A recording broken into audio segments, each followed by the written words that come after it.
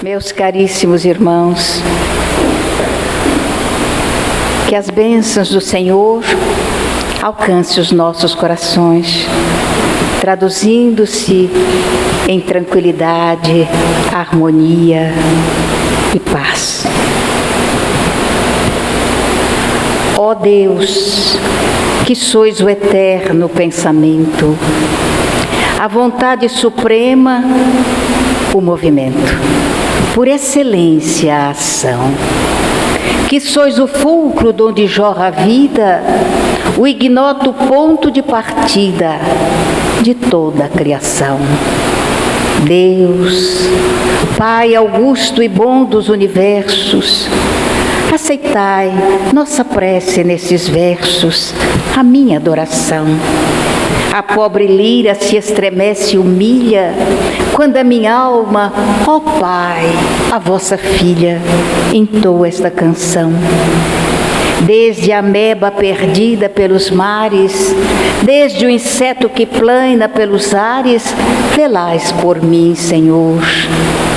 E pelo mundo em fora vos buscando, hei de ir chorando e rindo e me arrastando em pós o vosso amor.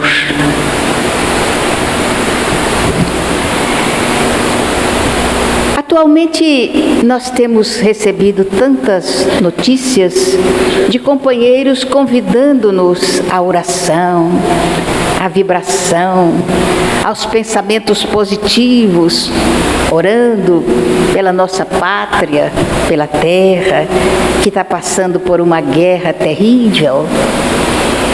E muitas vezes nós falamos em oração, mas não nos quedamos muito tempo para entender o significado da oração. Orar, de cerrar os lábios para que o coração possa falar. Levantar o pensamento para que ele possa estabelecer uma conexão com a divindade. Então existem alguns tipos de oração. A oração horizontal, que é aquela que sai da boca e continua no mesmo lugar. Não alcança uma altitude, porque é algo que é feito assim maquinalmente. Pai nosso que estás nos céus, santificado seja o vosso nome.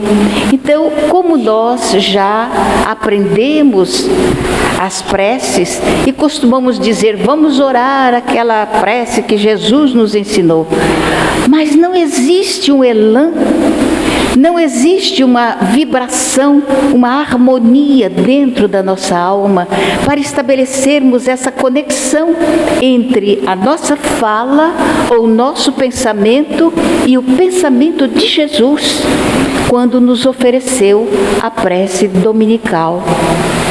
E existe aquela oração vertical. Ela consegue sair do nosso clima, mas todavia demora um bocado para chegar, para alcançar a divindade, porque não sabemos ainda estabelecer a conexão. E raramente alguém consegue uma oração vertical, que vai diretamente à divindade, que alcance a divindade. Porque o coração, o nosso coração, ainda não é capaz de estabelecer uma sintonia. Não se assustem não, é o nosso irmão morcego, o Batman, que está dando uma voltinha por aqui, porque veio ouvir a nossa palestra também. Então deixa o Batman voar, que ele não vai aborrecer ninguém. Então nós temos que começar a pensar, porque os companheiros convidam, vamos orar, vamos fazer uma oração, na hora X todo mundo se junta. Mas o que adianta isso? Se não existir uma conexão, se não existir um elan dentro da alma, a oração não significa nada. O Dr. Masaru Emoto, já desencarnado, ele fez um trabalho notável a respeito das vibrações, a respeito das vibrações das palavras, o significado das palavras, tanto na nossa boca quanto escrita em um papel. Pegando palavras que têm vibrações positivas, como harmonia, piedade, alegria, caridade, afabilidade, doçura, escrevendo essas palavras no papel, colocava sobre elas um copo com água e depois de algum tempo essa água era cristalizada e então ele mostrava o resultado dessas cristalizações. Normalmente a água, quando cristaliza, ela cristaliza em formas bem geométricas.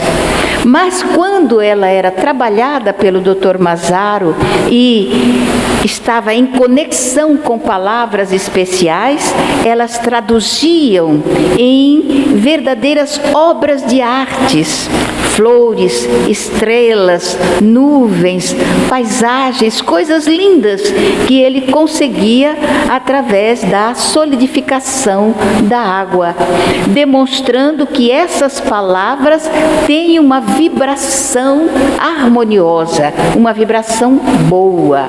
E aí a gente faz uma conexão com o Evangelho. Aliás, em tudo que nós fazemos e dizemos, há uma conexão evangélica. Jesus dizendo: toda palavra que sai da boca procede do coração. Então o Dr. Mazaro demonstrou que as palavras com vibrações positivas, elas realmente interferem em nosso ambiente, ela interfere em torno de nós e em nossa vida. Da mesma forma, ele demonstrou que palavras indelicadas, palavras desagradáveis, os famosos palavrões que são tão cultuados na atualidade, eles desfazem totalmente as energias positivas. E quando a água onde essas palavras são veiculadas, quando a água é solidificada, as imagens são aterradoras, são verdadeiramente horríveis.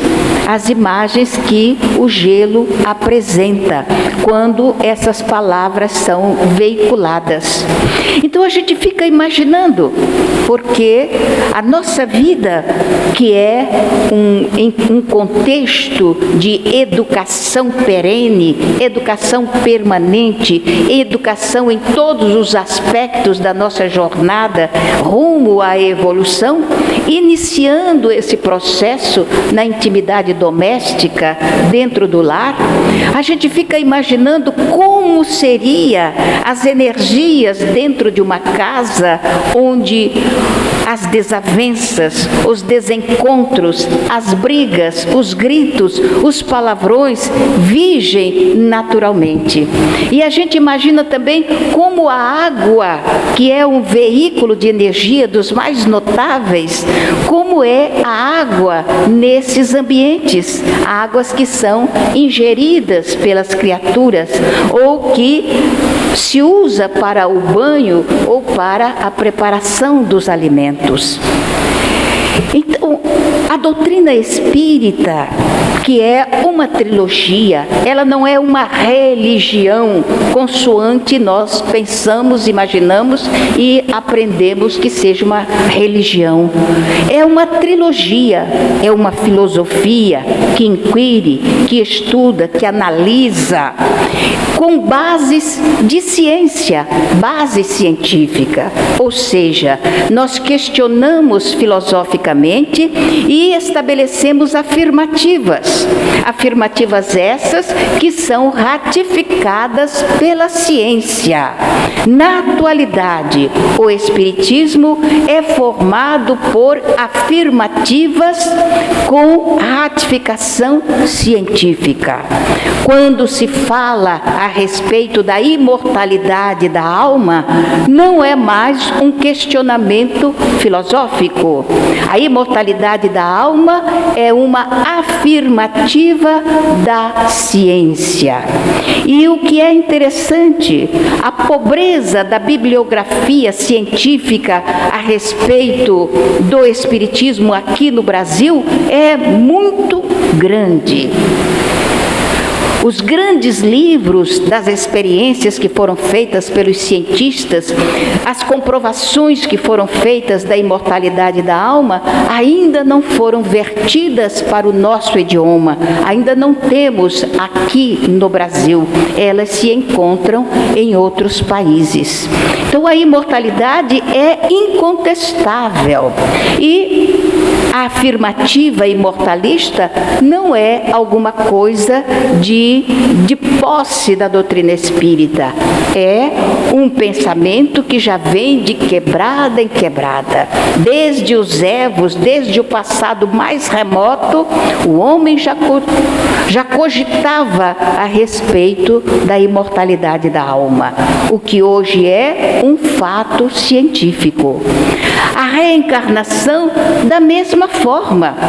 As análises que se fizeram a respeito da reencarnação foram concluídas com a veracidade incontestável do retorno daquela criatura imortal que abandonou o corpo um dia através dos portais da desencarnação ou da chamada morte. Aquela criatura retorna tantas vezes quantas forem necessárias para a sua evolução, para o seu crescimento.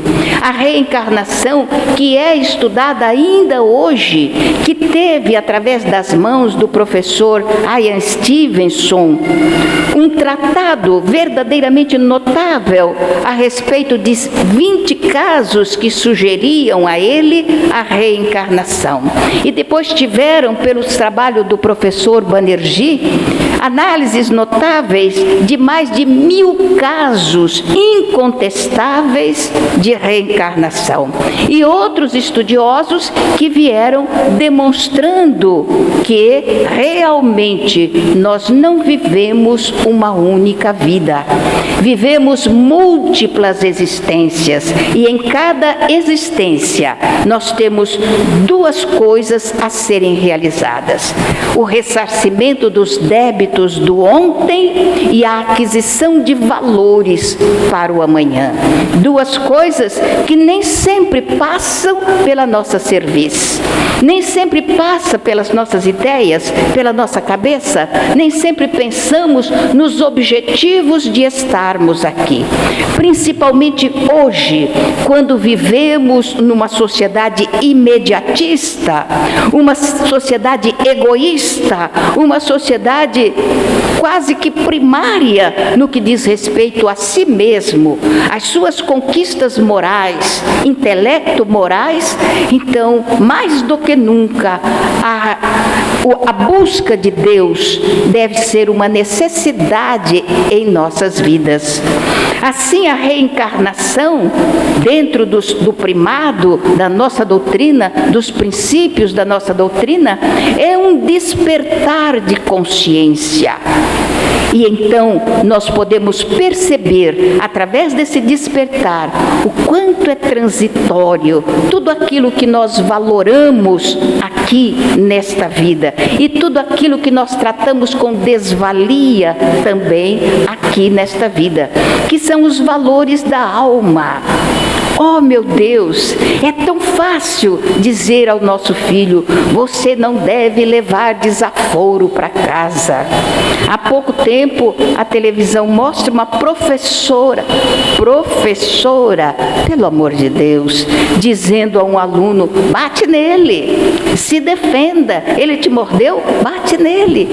Meu Deus, é uma criatura verdadeiramente primária, que não tem nenhuma noção do significado de uma escola, do significado do que seja educação, como os pais também, na atualidade, não têm essa responsabilidade de orientar os seus filhos, de educá-los, de conduzi-los, porque, em realidade, me perdoem a afirmativa, nós não somos educados. não temos educação. Temos apenas um verniz superficial. Uma vez a minha filha, que tem uma maneira peculiar de fazer as pregações, ela perguntou aos companheiros que estavam ali: vocês são educados? Naturalmente, muitos companheiros disseram que sim, claro, sou educado. Por que você se sente educado? Por que você acha que é educado? Aí disse: bem, eu trato bem os meus colegas de trabalho, eu trato bem as pessoas, o meu patrão, minha patroa, eu trato bem e tal. E aí a pergunta crucial: e a sua esposa? Você trata bem? Aí houve um silêncio mortal. Ninguém disse uma palavra. Aí então ela voltou perguntando: e o seu marido? Você trata com educação? Minhas senhoras, o silêncio foi igual. Aí eu faço a pergunta aos senhores: como responderiam? Não precisa responder, não precisa. Então nós vamos observar que nós não entendemos a razão de estarmos aqui. E ainda corremos atrás de coisa nenhuma, coisa sem valor. Então utilizamos uma palavra que, na realidade, a gente não sabe o significado dela. E ela é tão repetida que ela se torna banal, sem valor, numa desvalia total, que é a palavra amor. Imaginem se eu perguntasse aos senhores: você ama? Você ama? Você sabe o que é amor? Possivelmente diriam que sim, porque nós temos uma visão muito otimista a nosso respeito. Eu acho interessante porque na época das misses, quando ainda as pessoas tinham interesse nas misses, então apareciam aquelas moças lindas e diziam: a meu respeito, eu sou sincera, eu sou honesta. E elas faziam afirmativas sobre elas, e eu acredito que elas nem sabiam o significado das palavras.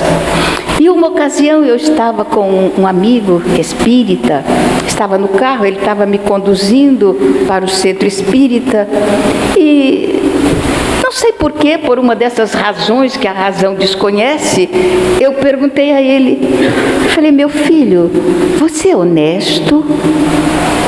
Ele tomou um susto, até balançou o carro, porque ele virou o volante depressa. Por que, dona Ana? Eu falei: não, estou só perguntando. Ele: sim, claro, eu sou honesto, sim, eu sou muito honesto. Eu disse: que bom, meu filho, você é comerciante, não é? Aí ele falou: bem, honestinho, né, tia? Honestinho. É a visão que nós temos das palavras, porque para honesto não existe honestinho ou honestão, existe honesto. E se em alguma coisa você escorrega na honestidade, então diga com sinceridade: eu sou desonesto, eu sou desonesto. E aí é complicado, principalmente dentro do matrimônio. Oh, meu Deus, eu não vou perguntar aos senhores, mas eu gostaria de perguntar: vocês são honestos no matrimônio? Sabe que o matrimônio é uma sociedade que deveria estar estribada em cima da honestidade, da hombridade, do respeito, da dignidade. E é indigna a pessoa que trai o matrimônio. É indigna a pessoa que colabora na traição de um matrimônio. É indigna a pessoa que não se respeita a si mesmo e se entrega ao desvario daquilo que lhe dará apenas desilusão, apenas tristeza.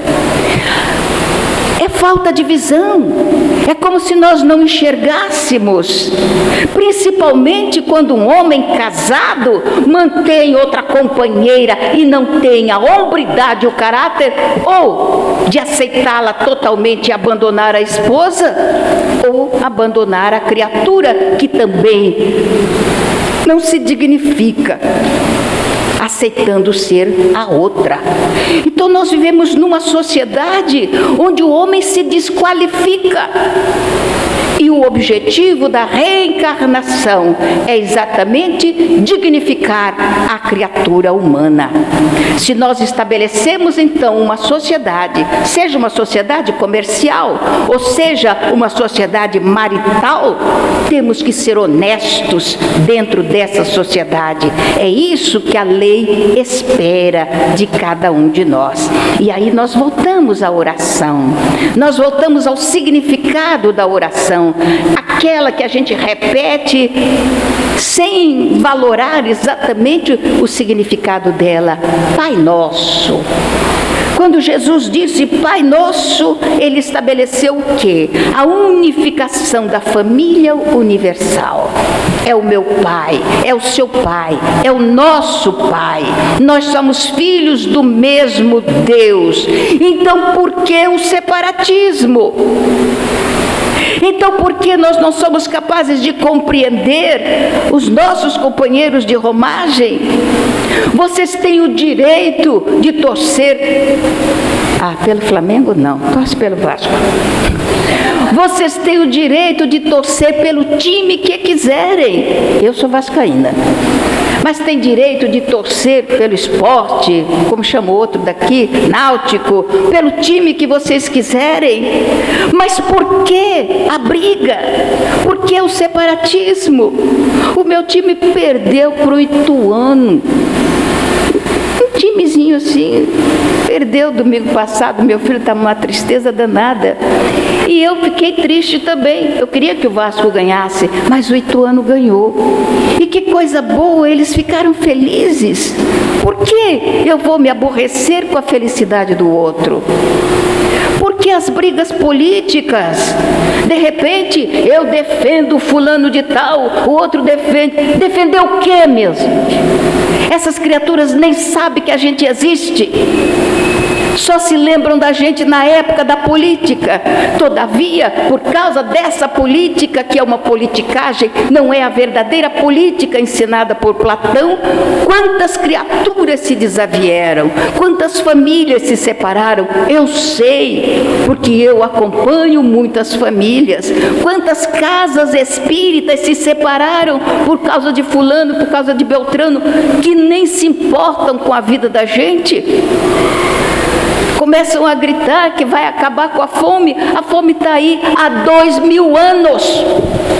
Nem Jesus acabou com a fome. Quem é que vai fazer isso? Quer dizer, eles enchem a cabeça da gente, os ouvidos da gente de balelas, e a gente se torna verdadeiros guerreiros por essas questões.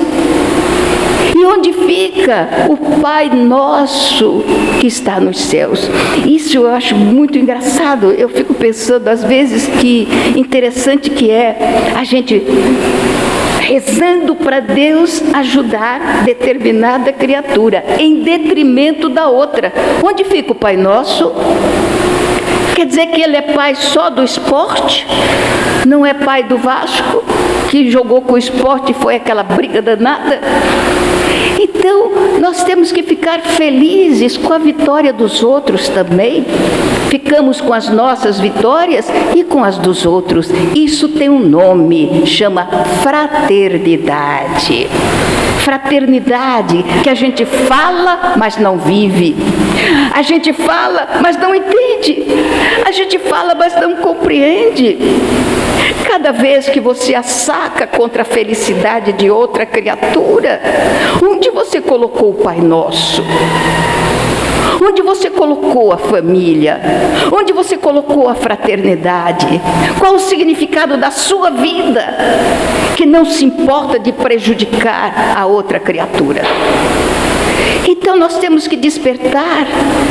Quando o Espiritismo veio, naquele 18 de abril de 1857, que caiu numa livraria, era um opúsculo de 501 perguntas e respostas. O livro desapareceu. De repente, cada criatura que chegava levava um livro na mão. E eles que tinham feito um número X, perceberam que tinham que multiplicar o livro, e multiplicar, e multiplicar, e está se multiplicando até hoje, porque as pessoas tinham sede de autodescoberta. Pergunta 919 do Livro dos Espíritos, cuja resposta é: conhece-te a ti mesmo. Então o objetivo da sua vida, a sua vida, é você se valorar, é você se autodescobrir, se dar valor, não permitir que este templo, que só Deus é capaz de criar, seja manipulado por qualquer uma mão, com desrespeito, com desonestidade, se tornando desprezível. Valorização da vida. Pai nosso, ó meu Pai, seu Pai, você é meu irmão, você é minha irmã. Santificado seja o vosso nome. É isso que Jesus disse. Como é que você santifica o nome do seu Pai? De que forma você santifica esse nome? Agindo com honestidade na sua existência? Ou se esquecendo das virtudes que um dia deverão enfeitar a nossa vida? De que maneira você tem a coragem de dizer: santificado seja o teu nome, e brigar com o seu irmão, e roubar o seu irmão, e agredir, e dividir, estabelecer cisânia, roubar o direito à felicidade de outras criaturas? Você tem essa coragem e ainda fala: Pai nosso, santificado seja o vosso nome. E aí nós vamos além, caminhando com Jesus. Venha a nós o vosso reino. A que reino você está se referindo? A que reino eu estou me referindo? A esse reino que está aí? Reino de pessoas que se autodestroem e que destroem os outros também? Onde roubar a vida de uma criatura é tão banal, é tão corriqueiro? Onde agredir uma criança se tornou alguma coisa que tem uma desvalia total? Onde abandonar a família, a prole, os filhos que botou no mundo é tão fácil, é tão simples? Que reino é esse que a gente está pedindo que venha até nós? A que tipo de reino nós estamos nos referindo? Não é esse reino, não. Reino de desonestidade, de incúria, de insensatez, de desvalia. Nós estamos nos referindo a um reino de amizade, a um reino de fraternidade, a um reino de respeito, respeito humano.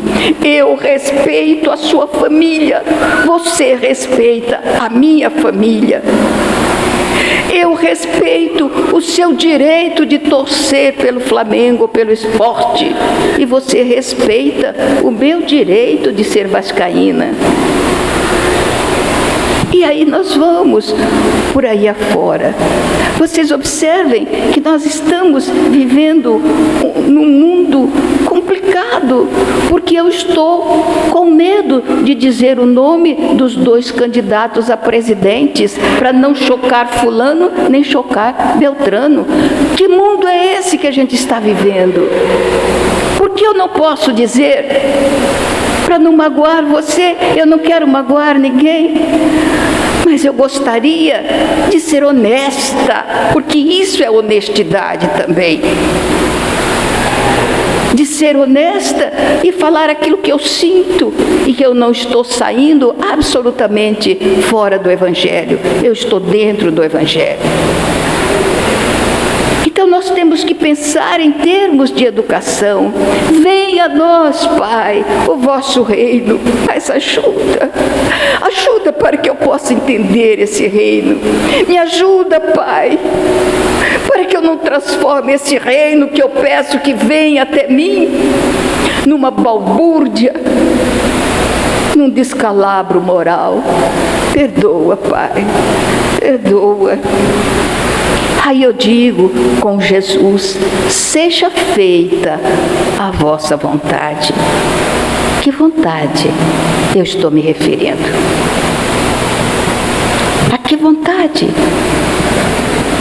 Qual é a vontade de Deus para conosco? Que sejamos infelizes? Que sejamos atormentados? Que sejamos abandonados? Não. A vontade que Ele tem é que sejamos honestos, um com o outro, eu com vocês, vocês comigo, que a gente se queira bem. Eu não digo amar, porque a gente não sabe ainda o significado de amor, mas pelo menos que a gente se queira bem. Não é difícil ser gentil, não é. Experimente ser gentil. Ceder a passagem a alguém, puxar uma cadeira para uma pessoa, oferecer um copo d'água, fazer um trabalho, mesmo que estejamos cansados, mas fazer alguma coisa, e dentro do lar, principalmente.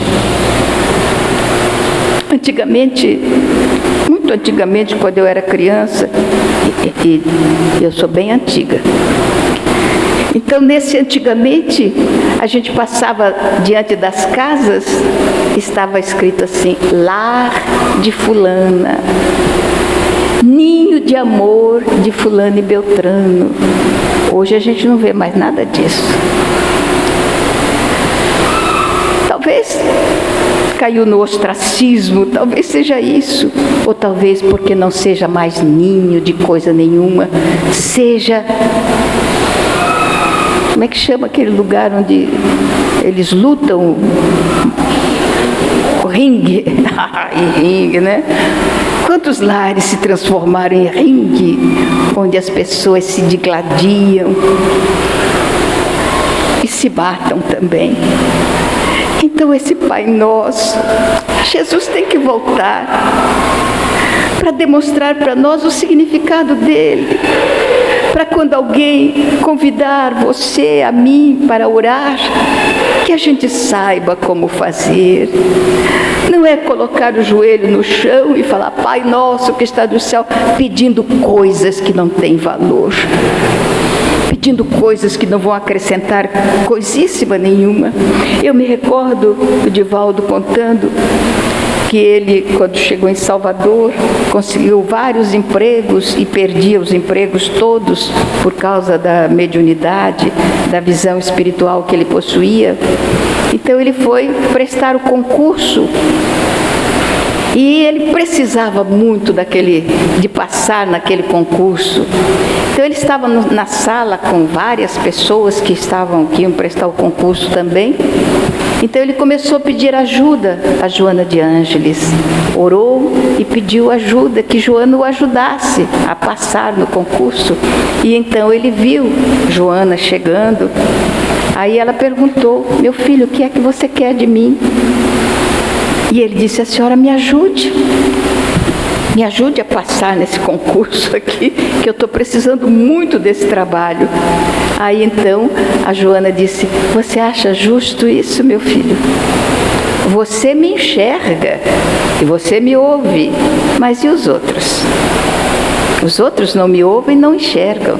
É justo que eu ajude você em detrimento dos demais? Então vamos fazer o seguinte: se você estudou, você vai ser ajudado. E ela então abriu os braços e começou a orar por todos os presentes, por todos aqueles que estavam ali. E por sorte Divaldo passou também, e muitos passaram.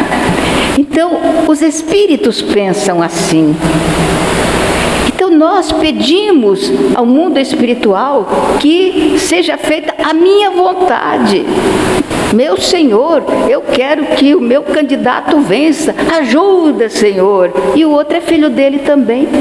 É a mesma coisa que eu pegar 2 filhos desta senhora aqui e falar para ela assim: olha, eu trouxe esse bolo aqui, você dê um pedacinho assim para o fulano e o resto para ciclano, porque é dele que eu gosto mais. É isso que a gente faz com Deus. Nós pedimos por nós, isso tem um nome, isso se chama egoísmo. E a doutrina espírita nos diz que o orgulho e o egoísmo são as 2 barreiras à nossa evolução. Através do orgulho, nós tropeçamos e caímos. E o egoísmo deixa a gente jumbado no chão. Então, no mundo que tem tantas oportunidades, por que a gente tem que estar sempre preferindo aquilo que é dos outros? Estamos sempre disputando aquilo que pertence a outra criatura. Está na hora de começarmos a ser filhos de Deus verdadeiramente. Está na hora de nós construirmos em nosso mundo um jardim de flores que sejam perfumadas. Allan Kardec perguntou aos espíritos qual o verdadeiro sentido de caridade, consoante a entendia Jesus. Pergunta 886 do Livro dos Espíritos. E os imortais responderam: benevolência com todos. Se você discute, se você briga, se você xinga, se você maltrata, onde está a benevolência? Onde está a caridade? Adianta você dar um prato de comida, ou dar uma veste, ou dar um pão, ou dar um café? Adianta se você não dá o sentimento? Porque, segundo a espiritualidade, a caridade não vem com coisas materiais. Caridade é sentimento. Então, quando eu sou benevolente com as pessoas, eu estou fazendo caridade. Aí ele vai mais além, diz indulgência para com o próximo, mais próximo. Quem é o meu próximo? É a Bete que está aqui do meu lado? Esta senhora? Ou seria aquele neném no colo daquela menina? O próximo, mais próximo, são os nossos familiares. É a sua esposa, é o seu marido, é o seu filho, é o seu pai, a sua mãe, o seu irmão, o seu tio, sua sogra. Toda vez que eu falo sogra, o povo dá risada. Acho que parece que sogra não pertence a esse mundo. Você achou engraçado, né? Aposto que não gosta da sogra, mas ela gosta de você. Deus te abençoe. Então são esses os nossos próximos, mais próximos. A eles, microfone é o meu próximo aqui, está brigando comigo. A eles nós devemos o trato carinhoso, o trato urbano, o trato pacífico. Nós temos o dever, porque é a respeito disso que nos fala a reencarnação. A reencarnação, como quando Jesus diz: amai os vossos inimigos. E Deus sabia que a gente não ia ser capaz de amar os nossos inimigos. O que Ele fez? Ele deu-nos a reencarnação e colocou os inimigos dentro da nossa casa. Então, aquele inimigo que dorme do nosso lado, que ronca pra caramba, né? Que a gente acorda, está roncando. Não, aprende a gostar do ronco do marido. Melhor que ele ronque aqui do que ele ronque na casa da outra. Então vamos aprender a nos acostumar com os roncos. É aquela companheira que a gente olha, já não está tão tão lindinha como era antes. Já não traz todo aquele elan que eu imaginava para sempre, mas é a sua companheira, é a mãe dos seus filhos, é quem lava a sua roupa, que faz a sua comida. Se bem que hoje tem marido que faz a comida para a esposa. Outro dia mesmo, foi ontem, antes de ontem, uma senhora dizendo que o marido prepara o café e leva na cama para ela. Quase que eu disse a ela, não conta não, senão a inveja vai cair assim, vão querer roubar o seu marido. Não conte. O meu marido nunca fez café para mim, mas era uma pessoa boa, uma pessoa gentil. Eu espero reencontrá-lo e perguntar para ele, então, meu filho, qual que é o balanço que a gente faz dos nossos 44 anos de casado, de vivência? Vamos ver o que ele vai dizer. Então, o lar são os nossos próximos mais próximos. É onde você deve dizer sempre, eu te amo. Cada vez que você diz ao seu marido, eu te amo, e cada vez que o seu marido diz a você, eu te amo, essas palavras vão impregnando as paredes do lar. E de repente vocês descobrem que são felizes. E não sabe por quê. De repente a gente começou a se gostar. São as paredes que estão devolvendo aquilo que você lançou sobre elas. É isso que o Masaru Emoto falava quando fez aquele trabalho extraordinário da cristalização das águas. Então, quando você diz à sua companheira, eu te amo, a vibração vai impregnando cada molécula, cada partícula das paredes, cada molécula de água vai sendo impregnado das vibrações dessa frase que é tão linda e é tão maltratada pelo ser humano. E quando o Senhor já tiver dito à sua companheira, eu te amo, e tiver ouvido dela também a mesma frase, diga aos seus filhos, diga a eles. Às vezes a gente pensa que porque dá um pão, dá comida, dá sapato, os filhos acreditam que a gente os ama. Isso é obrigação, é o nosso dever. Sentimento é outra coisa. Então você abraçar o seu filho e dizer a ele, eu te amo. Isso tem um reflexo muito grande na alma das crianças, na alma dos jovens. É preciso que eles sintam que papai e mamãe os amam. Agora, por favor, nunca diga eu te amo para o marido da outra ou para a mulher do outro. Não façam isso. Isso é contra a lei e os profetas. Não é esse o reino de Deus que a gente quer que venha ao nosso encontro. Venha a nós o vosso reino. Não seja a criatura que separa, que estabelece cisânia, que faz com que crianças fiquem órfãos, mesmo que não sejam crianças. A orfandade, principalmente de pais vivos, é muito triste. Eu que trato com crianças, adolescentes, eu sei o quanto sofrem quando o papai vai embora, quando mamãe os abandona. Então, onde fica o amor paternal, o amor maternal? Precisamos pensar no outro, porque é dessa forma que Jesus ensinou.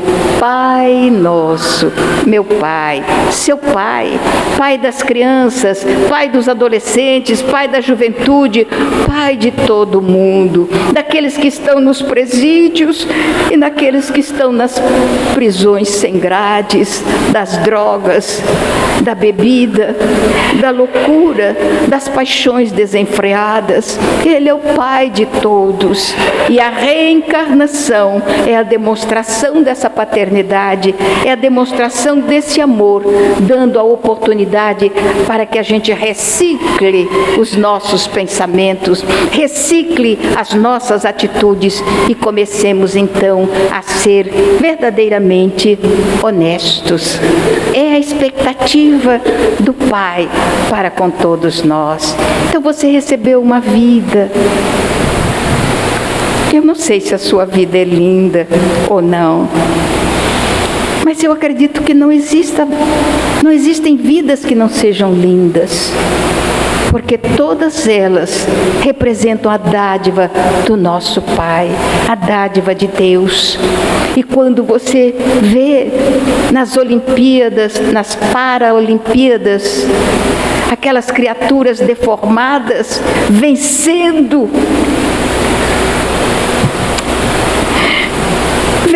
as suas dificuldades para se tornar vitoriosos naquilo que escolheram, eu penso no nosso Pai, que dá essa chance também.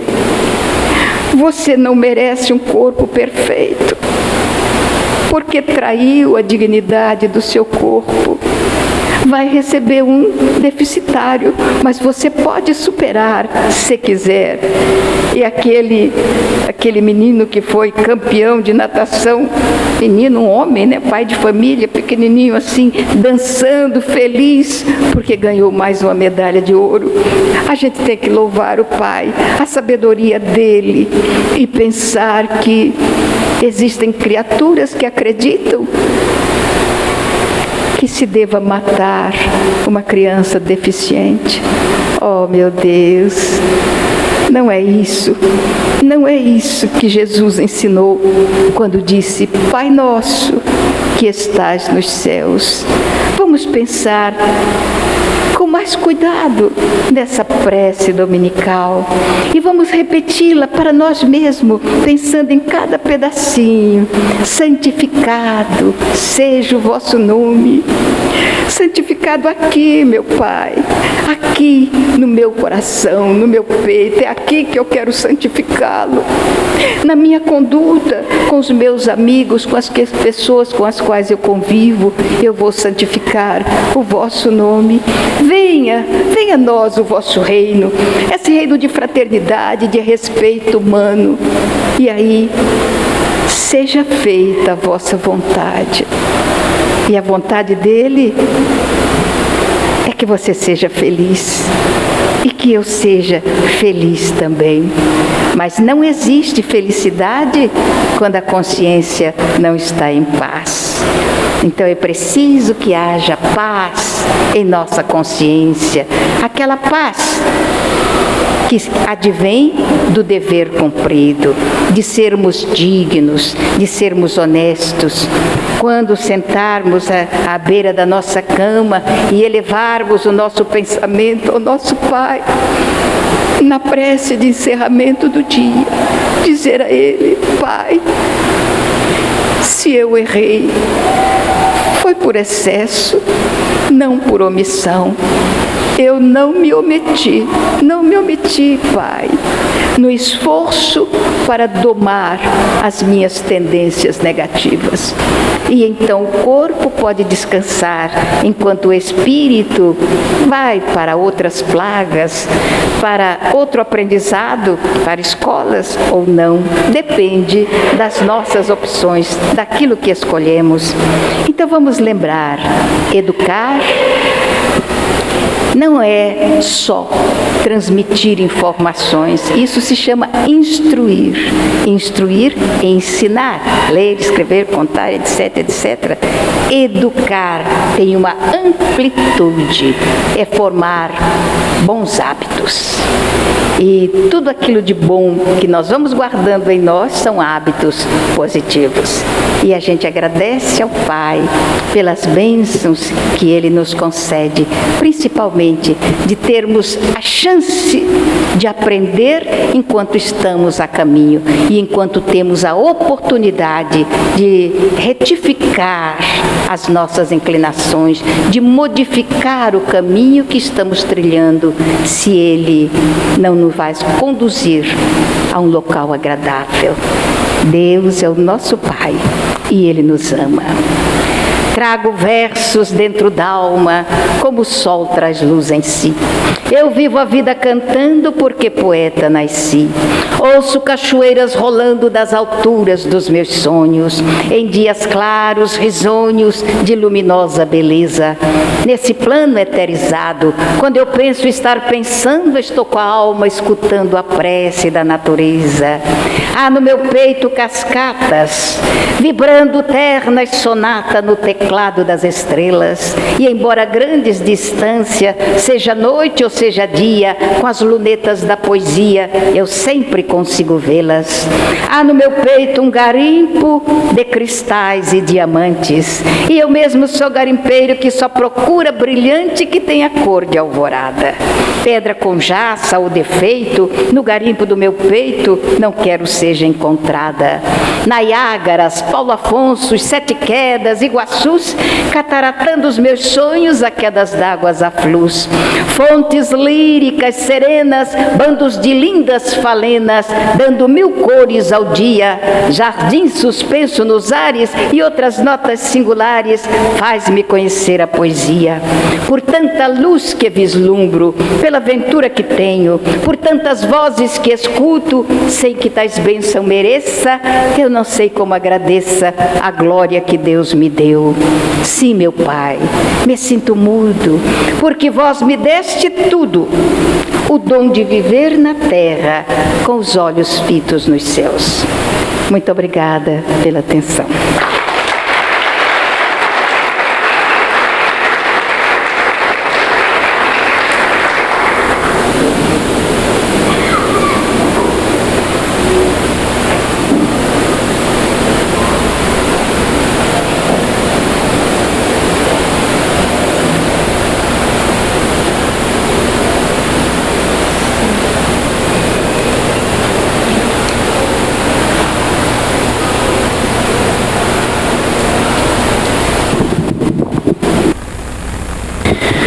E vamos nos encaminhando para o término do evento, mas gostaria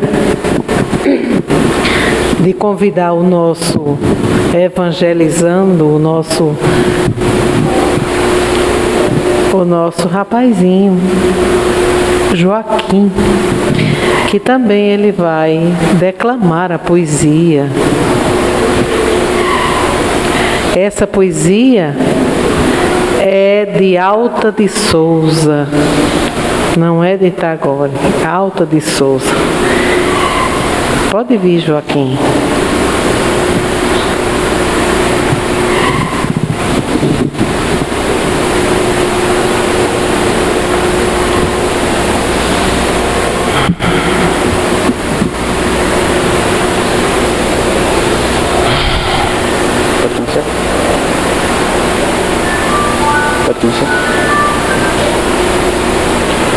Mãos, Alta de Souza.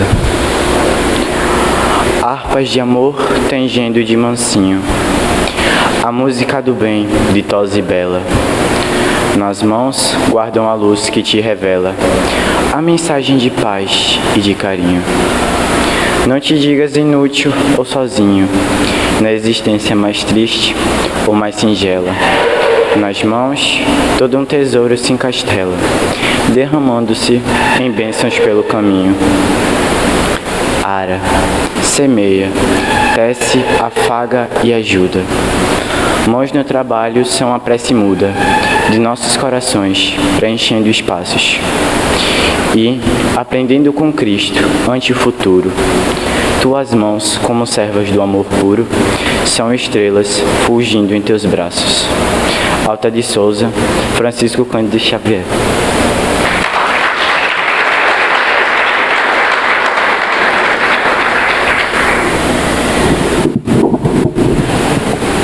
Pois é, vamos agradecer agora a Deus.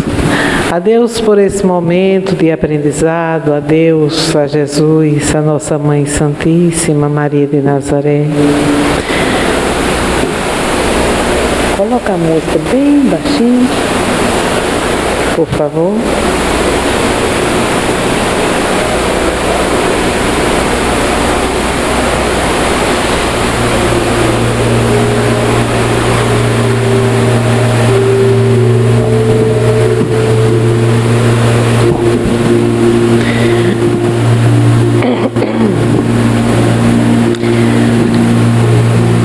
Vamos nos sentir envolvidos pelas bênçãos amorosas de Maria de Nazaré.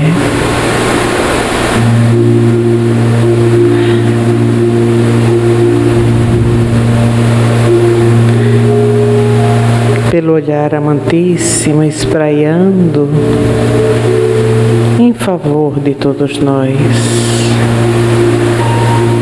trazendo luz,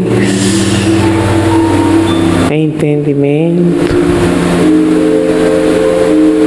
conforto espiritual para todos, trazendo amor, trazendo misericórdia, trazendo saúde física e espiritual, trazendo harmonia, equilíbrio, esperança. Ó Senhora nossa,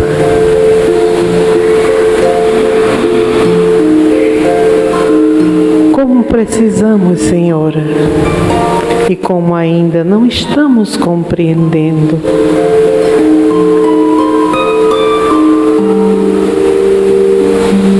e não estamos agindo, Senhora, para sermos merecedores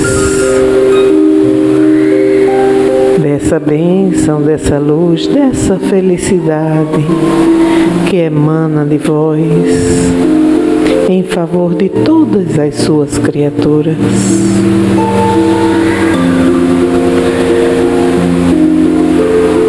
Mas, Senhora, juntos, aqui nos encontramos e uníssonos direcionamos nossos pensamentos, as nossas vibrações.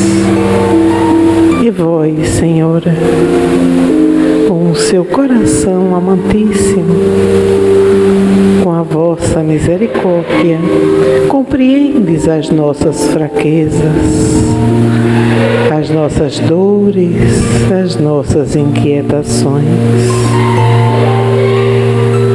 Continua, Senhor, a abençoar a todos nós que aqui nos encontramos, aos nossos lares, Senhora, aos nossos familiares, abençoar o nosso planeta,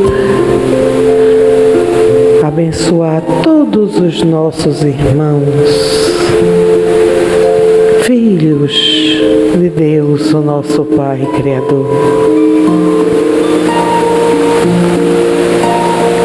Assim, envolvidos por essa misericórdia, por essas energias que a espiritualidade amiga espalhou sobre todos nós,